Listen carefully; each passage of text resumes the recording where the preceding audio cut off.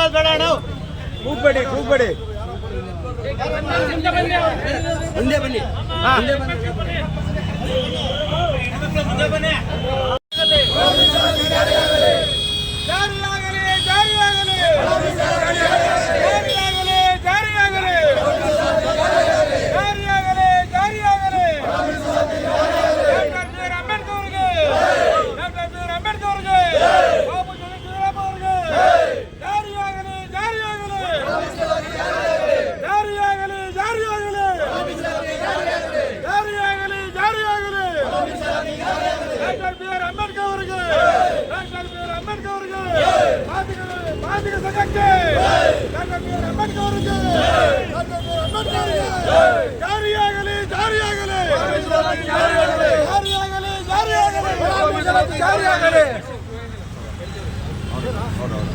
ನಮಸ್ಕಾರ.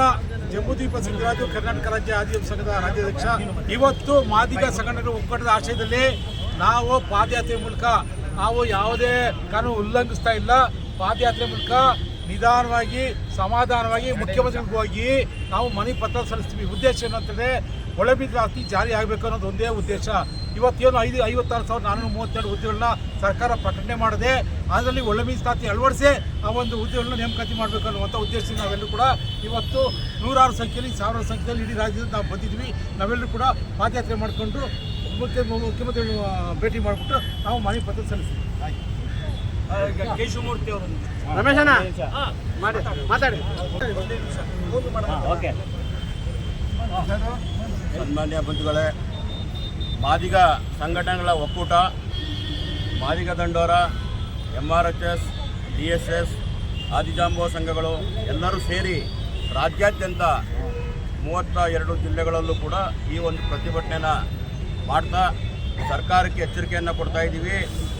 August 1ರಿಂದ 2024ರಿಂದ supreme court ಆದೇಶ ಏನಿದೆ ಅದನ್ನು ನೀವು ಜಾರಿ ಮಾಡಿಲ್ಲ. ಸುಪ್ರೀಂ ಕೋರ್ಟ್ಗೆ ಅಗೌರವವನ್ನು ತೋರಿಸ್ತಾ ಇದ್ದೀರ ನೀವು ಸರ್ಕಾರದವರು. ಸುಪ್ರೀಂ ಕೋರ್ಟ್ನ ಆದೇಶಗಳನ್ನು ಉಲ್ಲಂಘನೆ ಮಾಡ್ತಾ ಇದ್ದೀರಾ, ಆಯಿತಾ? ಅದನ್ನು ಉಲ್ಲಂಘನೆ ಮಾಡೋದ್ರ ಮೂಲಕ ನೀವೇ ಅಲೆಮಾರಿಗಳು ಕೋರ್ಟ್ಗೆ ಹೋಗಂಗೆ ಮಾಡಿರೋದು. ನೀವೇ 50 ನಮ್ಗೆ ಗೊತ್ತಾಗಿದೆ. ಮುಂದಾಕೋದಕ್ಕೆ 27ನೇ ತಾರೀಕು ಕ್ಯಾಬಿನೆಟ್ ವಿಶೇಷ ಇದನ್ನು ಕೋಡ್ ಆಫ್ ಕಂಡಕ್ಟು ಅದು ಇದು ಅಂತ ನೆಪಗಳು ಹೇಳಿ ಮುಂದಾಕೋದಕ್ಕೆ ಹೊರಟಿದ್ದೀರ. ಯಾವ ಕೋಡ್ ಆಫ್ ಕಂಡಕ್ಟು ಅಂತ ಅಡ್ಡಿಗಳಿಲ್ಲ ಮತ್ತು ಯಾವುದೇ ಕಾನೂನಿನ ಅಡಚಣೆಗಳಿಲ್ಲ, ಆಯಿತಾ? ಭಾಳ ಸ್ಪಷ್ಟವಾಗಿ ಸುಪ್ರೀಂ ಕೋರ್ಟ್ಗೆ ನೀವು ಗೌರವ ಕೊಡಬೇಕು. ಇಡೀ ದಕ್ಷಿಣ ಭಾರತದ ರಾಜ್ಯಗಳು ಸುಪ್ರೀಂ ಕೋರ್ಟ್ಗೆ ಗೌರವ ಕೊಟ್ಟಿದ್ದೇವೆ. ನಾವು ಸುಪ್ರೀಂ ಕೋರ್ಟ್ನ ಗೌರವವನ್ನು ರಕ್ಷಣೆ ಮಾಡೋಕ್ಕೋಸ್ಕರ ಬೀದಿಗಿಳಿತಿದ್ದೀವಿ. ಇವತ್ತು ಸುಪ್ರೀಂ ಕೋರ್ಟ್ನ ಆದೇಶವನ್ನು ರಕ್ಷಣೆ ಮಾಡೋದಕ್ಕೋಸ್ಕರ ನಾವೆಲ್ಲರೂ ಕೂಡ ಬೀದಿಗಿಳಿತಿದ್ದೀವಿ. ಇದು ನಮ್ಮ ದೇಶದ ಪ್ರಜಾಪ್ರಭುತ್ವದ ದುರಂತ. ಇದು ಹಣ ಬಲ ಇರೋರು ಏನು ಬೇಕಾದ್ರೂ ಮಾಡ್ಬೋದು ಅಂತಕ್ಕಂಥ ಪಾಳೆಗಾರಿಕೆ ನೀತಿಯನ್ನು ನೀವು ಸಾರ್ತಾ ಇದ್ದೀವಿ.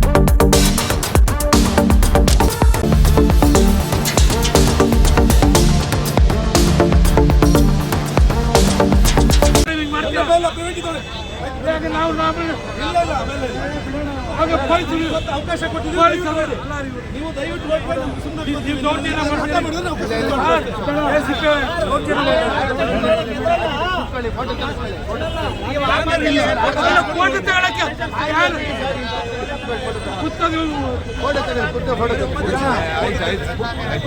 ಇವತ್ತು ದಿನದಲ್ಲಿ ಕರ್ನಾಟಕ ರಾಜ್ಯ ಒಳ ಮೀಸಲಾತಿ ವಿಚಾರವಾಗಿ ನನ್ನ ಸಮುದಾಯದ ಹಿರಿಯ ಹೋರಾಟಗಾರರು, ನನ್ನ ಸಮುದಾಯದ ಬುದ್ಧಿಜೀವಿಗಳು, ಮಾನ್ಯ ದಾದಾ ಸಾಹೇಬ್ ಎನ್ ಮೂರ್ತಿ ಅಣ್ಣವರಾಗಿರ್ಬೋದು, ಅದೇ ರೀತಿ ಜಂಬೂದ್ವೀಪ ನಮ್ಮ ಸಿದ್ದರಾಜಣ್ಣವರು ನನ್ನ ಸಮುದಾಯದ ಬೆನ್ನೆಲುಬು, ನಮ್ಮ ಸಮುದಾಯದ ಹಿರಿಯ ಹೋರಾಟಗಾರರು, ನನ್ನ ಸಮುದಾಯದ ಬುದ್ಧಿಜೀವಿಗಳು, ವಿಚಾರವಾದಿಗಳಾದಂಥ ಕೇಶವಮೂರ್ತಿ ಅಣ್ಣವರಾಗಿರ್ಬೋದು, ಇವರ ಒಂದು ನೇತೃತ್ವದಲ್ಲಿ ಇಡೀ ಕರ್ನಾಟಕ ರಾಜ್ಯ ಉದ್ದಕ್ಕೂ ಏನು 35 ವರ್ಷಗಳಿಂದ ಒಳ ಮೀಸಲಾತಿ ವಿಚಾರವಾಗಿ ಹೋರಾಟಗಳು ಬರ್ತಿದೆ. ನಮ್ಮಂಥ ಯುವ ಹೋರಾಟಗಾರರು, ನಮ್ಮ ಮಾರ್ಗದರ್ಶಿಗಳಾದಂತಹ ಹಿರಿಯರು ಏನು ತೀರ್ಮಾನ ತಗೊಂತಾರೋ ಆ ತೀರ್ಮಾನಕ್ಕೆ ನಾವು ಬದ್ಧರಾಗಿರ್ತಾರೆ. ತನು ಮನೋ ಧನು ಎಲ್ಲ ರೀತಿಯಲ್ಲೂ ಕೂಡ ಒಳ ಮೀಸಲಾತಿ ಪಡೆಯುವ ನಿಟ್ಟಿನಲ್ಲಿ ಅವರ ಮಾರ್ಗದರ್ಶನದಲ್ಲಿ ನಾವು ಇರ್ತೇವೆ. ಇವತ್ತು ರೋಸ್ಟರ್ ಏನು ಮೀಸಲಾತಿ ಸರ್ಕಾರ ಆದೇಶಗಳು ಹೊರಡಿಸ್ತಾ ಇದೆ ಮತ್ತು ಅದನ್ನು ವಿರೋಧ ಮಾಡ್ತಾ ಇರುವಂತಹ ಸಮುದಾಯಗಳಿಗೆ ಮತ್ತು ರಾಜ್ಯ ಸರ್ಕಾರಕ್ಕೆ ಧಿಕ್ಕಾರವನ್ನು ಕೂಗುತ್ತಾ ನನ್ನ ಸಮುದಾಯದ ಗಣ್ಯ ವ್ಯಕ್ತಿಗಳ ನೇತೃತ್ವದಲ್ಲಿ ನಡೆದಿರುವಂತಹ ಹೋರಾಟಕ್ಕೆ ನಾವು ಬೆಂಬಲವನ್ನು ಸೂಚಿಸ್ತಾ, ಅದೇ ರೀತಿ ಷಡೇಶ್ವರ ಮುನಿಸ್ವಾಮೀಜಿಗಳು ಪಾದಯಾತ್ರೆಗಳು ಬರ್ತಾ ಇದ್ದಾರೆ. ಅದಕ್ಕೂ ನಾವು ಬೆಂಬಲ ಕೊಡ್ತಾ ಇವರ ಮಾರ್ಗದರ್ಶನದಲ್ಲಿ ಜಂಬೂದ್ವೀಪ್ ಸಿದ್ದರಾಜಣ್ಣವರ ಮಾರ್ಗದರ್ಶನ ಹಾಗೂ ನಮ್ಮ ಕೇಶವಮೂರ್ತಿ ಅಣ್ಣವರ ಮಾರ್ಗದರ್ಶನ ಆಗಿರ್ಬೋದು ಮತ್ತು ನಮ್ಮ ಮೂರ್ತಿ ಅಣ್ಣವರ ಮಾರ್ಗದರ್ಶನದಲ್ಲಿ ಇಡೀ ಕರ್ನಾಟಕ ರಾಜ್ಯ ಉದ್ದಕ್ಕೂ ನನ್ನ ಮಾದಿಗ ಸಮುದಾಯದ ಎಲ್ಲ ಹೋರಾಟಗಾರರು ನಾವು ಒಂದಾಗಿರ್ತೇವೆ ಅಂತ ಹೇಳ್ತಾ ಈ ಒಂದು ವಿಚಾರವನ್ನು ಮಾಧ್ಯಮ ಮುಂದೆ ನಾವು ಪ್ರಸಾರ ಮಾಡಿಕೊಟ್ಟಕ್ಕೆ ಅವಕಾಶ ಮಾಡಿಕೊಟ್ಟಂತ ಎಲ್ಲ ನನ್ನ ಗಣ್ಯರಿಗೂ ಭೀಮ ವಂದನೆಗಳು ಹೇಳ್ತಾ ಇದ್ದೇನೆ. ಜೈ ಮಾದಿಗ, ಜೈ ಮಾದಿಗ. ನನ್ನ ಹೆಸರು ಡಾಕ್ಟರ್ ರಮೇಶ್ ಚಕ್ರವರ್ತಿ ಅಂತ, ಜಾಂಬವ ಯುವ ಸೇನೆಯ ಸಂಸ್ಥಾಪಕನಾಗಿ ಕೆಲಸ ಮಾಡ್ತಾ ಇದ್ದೇನೆ. ಇಲ್ಲೊಂದು ತಗೊಂಬಿಡಿ ಬನ್ನಿ. 1992ರಿಂದಲೂ ಜಂಬೂದ್ವೀಪ ಸಿದ್ದರಾಜ ಅಣ್ಣ ಅವ್ರ ನೇತೃತ್ವದಲ್ಲಿ ನಾವು ಅದನ್ನು ನಡೆಸ್ಕೊಂಡು ಬಂದಿದ್ದೀವಿ.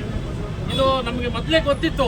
ಏನಂತ ಅಂದರೆ ಬೇರೆ ಸ್ಪೃಶ್ಯ ಜಾತಿಗಳು, ನಮ್ಮ ಇನ್ನೊಂದು ಗುಂಪು ಏನು ಬಲಗೈ ಸಮುದಾಯ ಇದೆ, ಇದನ್ನು ಇವತ್ತಲ್ಲ ನಾಳೆ ನಮಗೆ ಆ ಒಂದು ಒಳ ಮೀಸಲಾತಿನ ಆಗಕ್ಕೆ ಬಿಡಲ್ಲ ಅನ್ನೋದು ನಮ್ಗೆ ಗೊತ್ತಿದ್ದು ನಾವು 1992ರಿಂದಲೇ ಪ್ರತ್ಯೇಕ ಮೀಸಲಾತಿ ಕೊಡಬೇಕು ಅನ್ನೋ ಒಂದು ವಾದನ ನಾವು ಹೋರಾಟಗಳನ್ನು ನಾವು ಅವತ್ತಿಂದ ಮಾಡ್ತಾ ಬಂದಿದ್ದೀವಿ. ಆದ್ದರಿಂದ ಇವತ್ತು 94ರಲ್ಲಿ ಮಂದಕೃಷ್ಣ ಮಾದಿಗಣ್ಣ ಅವರು ಆಂಧ್ರದಲ್ಲಿ ಇದನ್ನು ಸಕ್ಸಸ್ ಮಾಡಿದ್ರು. ಆಗ ಚಂದ್ರಬಾಬು ನಾಯ್ಡು ಅವರು ಅಲ್ಲಿ ಮುಖ್ಯಮಂತ್ರಿಗಳಾಗಿದ್ದರು. ಸೊ ಅದನ್ನು ಕೂಡ ಆ ಸಂದರ್ಭದಲ್ಲಿ ಸುಪ್ರೀಂ ಕೋರ್ಟ್ಗೆ ಹೋಗಿ ನಮ್ಮ ಬಲಗೈ ಸಮುದಾಯದವರು, ಅಲ್ಲಿರ್ತಕ್ಕಂಥ ಬಲಗೈ ಸಮುದಾಯದವರು ಅದನ್ನು ಸ್ಟೇ ತಗೊಂಡ್ಬಂದರು. ಸೊ ಆದ್ದರಿಂದ ಇವತ್ತು ಕೂಡ ನೋಡಿ, ಇವತ್ತು 4 ಸಮೀಕ್ಷೆಗಳು ಮಾಡಿಸಿದ್ದಾರೆ, ವರದಿಗಳು ಬಂದಿದೆ ಈಗಾಗಲೇ. ಅದರಲ್ಲಿ ಕೊನೆಯದಾಗಿ ನಾಗಮೋಹನ್ ದಾಸ್ ಅವರು ವರದಿ ಕೂಡ ಅವೈಜ್ಞಾನಿಕ ಅಂತ ಹೇಳ್ತಾರೆ. ಹಾಗಾದರೆ ಅವೈಜ್ಞಾನಿಕ ಆಗಿದ್ರೆ ಇದನ್ನು ಯಾಕೆ ಸರ್ಕಾರ ಅಂಗೀಕರಿಸಬೇಕಾಗಿತ್ತು? ಸಚಿವ ಸಂಪುಟದಲ್ಲಿ ಇದನ್ನ ಅಂಗೀಕಾರಗಳು ಒಳಗೊಂಡಿದ್ದಾರೆ, ಯಾಕೆ ಇದನ್ನೆಲ್ಲ ಮಾಡಬೇಕಾಗಿತ್ತು? ಇದೆಲ್ಲ ಒಂದು ದೊಡ್ಡ ಹುನ್ನಾರ. ಆದ್ದರಿಂದ ನಾವೇನು ಹೇಳೋದಂದ್ರೆ, ಅಂಬೇಡ್ಕರ್ ಫಾಲೋವರ್ಸ್ ಆಗಿ ನಾವೇನು ಹೇಳ್ತೀವಿ ಅಂತಂದರೆ, ತುಳಿತಕ್ಕೆ ಒಳಗಾಗಿದ್ದಂಥ ಜನಕ್ಕೆ ನೀವು ಒಳ ಮೀಸಲಾತಿ ಕೊಡಲೇಬೇಕು ಅನ್ನೋದು ಅದು ಕಾನ್ಸ್ಟಿಟ್ಯೂಷನಲ್ಲೂ ಇದೆ ಮತ್ತು ಅಂಬೇಡ್ಕರ್ ಅವರು ವಾದನೂ ಆಗಿದೆ. ಆದ್ದರಿಂದ ಈ ಸಂದರ್ಭದಲ್ಲಿ ನಾವೆಲ್ಲ ಒಳ ಮೀಸಲಾತಿ ಪರವಾಗಿದ್ದು ಇವತ್ತು ಮುಖ್ಯಮಂತ್ರಿಗಳನ್ನು ಭೇಟಿ ಮಾಡಬೇಕು ಅನ್ನೋ ಒಂದು ಉದ್ದೇಶ ಇಟ್ಕೊಂಡಿದ್ವಿ. ಆದರೆ ಮುಖ್ಯಮಂತ್ರಿಗಳು ಇವತ್ತು ಯಾವುದೋ ಒಂದು ಸೆಷನ್ ಸದನ ನಡೀತಾ ಇರತಕ್ಕಂಥ ವಿಚಾರದಲ್ಲಿ ಸಂಜೆ ಮೇಲೆ ಸಿಗ್ತೀವಿ ಅಂತ ಹೇಳಿದ್ದಾರೆ. ನೋಡೋಣ, ನಾವು ಪೊಲೀಸ್ನವ್ರಿಗೆಲ್ಲ ಹೇಳಿದ್ದೀವಿ, ಇನ್ಸ್ಟ್ರಕ್ಷನ್ಸ್ ಕೊಟ್ಟಿದ್ದೀವಿ, ಸಂಜೆನಾದರೂ ನಮ್ಮನ್ನು ಭೇಟಿ ಮಾಡಿಸಿ ಅಂತ ಕೇಳಿದ್ದೀವಿ. ಅವರು ಅದಕ್ಕೆ ಒಪ್ಪಿಗೆ ಕೊಟ್ಟಿದ್ದಾರೆ. ಸೊ ಈ ಸಂದರ್ಭದಲ್ಲಿ ನಾನು ಹೇಳಿ, ಮತ್ತು ಈಗ ನಮ್ಮ ಸ್ವಾಮೀಜಿಗಳು, ನಮ್ಮ ಆದಿಜಾಂಬವ ಬೃಹನ್ಮಠ ಹಿರಿಯೂರು ಸ್ವಾಮೀಜಿಗಳು, ಸಡಕ್ಷರಿ ಮುನಿ ಸ್ವಾಮೀಜಿಗಳು ಈಗಾಗಲೇ ಕಾಲ್ನಡಿಗೆ ಜಾಥಾದಿಂದ ದಾಬಾಸ್ಪೇಟ ಬಂದು ನೆಲಮಂಗಲಕ್ಕೆ ತಲುಪಿದ್ದಾರೆ. ಅಲ್ಲೂ ಕೂಡ ಸ್ವಾಮೀಜಿಯವ್ರನ್ನ ಹೋಗಿ ನಾವು ಭೇಟಿ ಮಾಡ್ತೀವಿ ಅಂತ ಹೇಳ್ತಾ ನನ್ನ ಮಾತಿಗೆ ವಿರಾಮ ಮಾಡ್ತೀನಿ. ಜೈ ಭೀಮ್.